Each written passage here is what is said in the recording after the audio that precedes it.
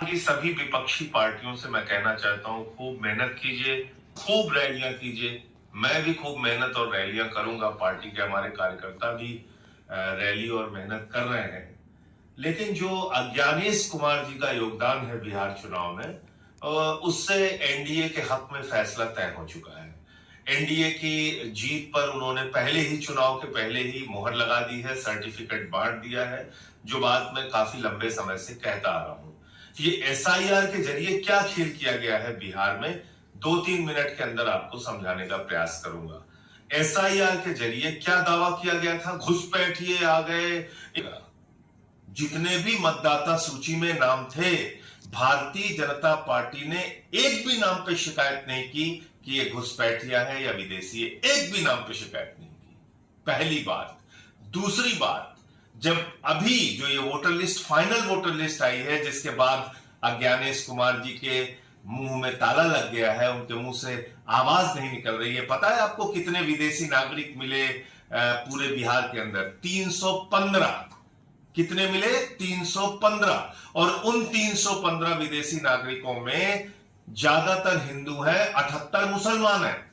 78 मुसलमान पकड़ने के लिए आपने 8 करोड़ मतदाताओं को परेशान किया, एसआईआर का हवा खड़ा किया, और विदेशी आ गए, घुसपैठिए आ गए, एकदम से हम पूरा परिवर्तन कर देंगे एसआईआर के जरिए। यह दावा कौन कर रहा था? अज्ञानेश कुमार जी कर रहे थे।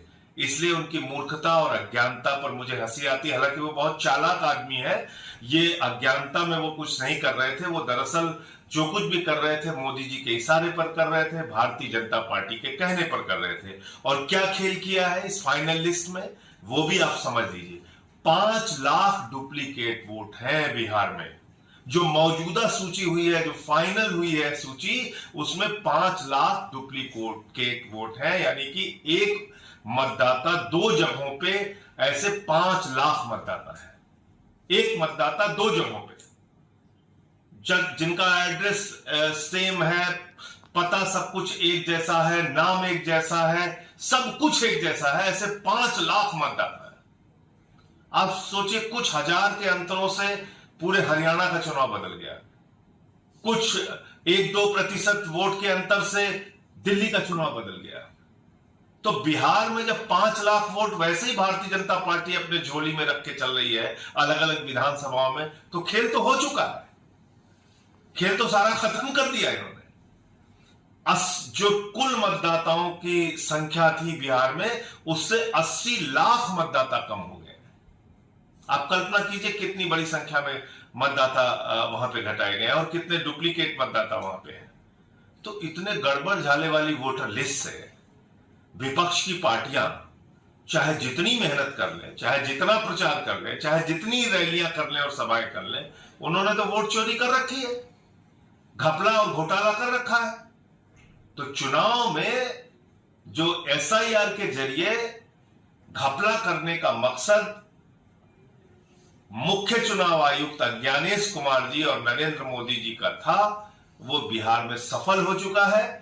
और इस मतदाता सूची के आधार पर अगर वहां चुनाव होता है, तो नतीजे आज आप मुझसे लिख के ले लीजिए कि सर्टिफिकेट पहले ही जीत का एनडीए के प्रत्याशियों को चुनाव आयोग ने बांट दिया है। अब सोचना आपको है, तय आपको करना है कि आप इसका कैसे और विरोध कर सकते हैं। माननीय सर्वोच्च न्यायालय इन दलीलों और तथ्यों को सुनेगा या नहीं सुनेगा?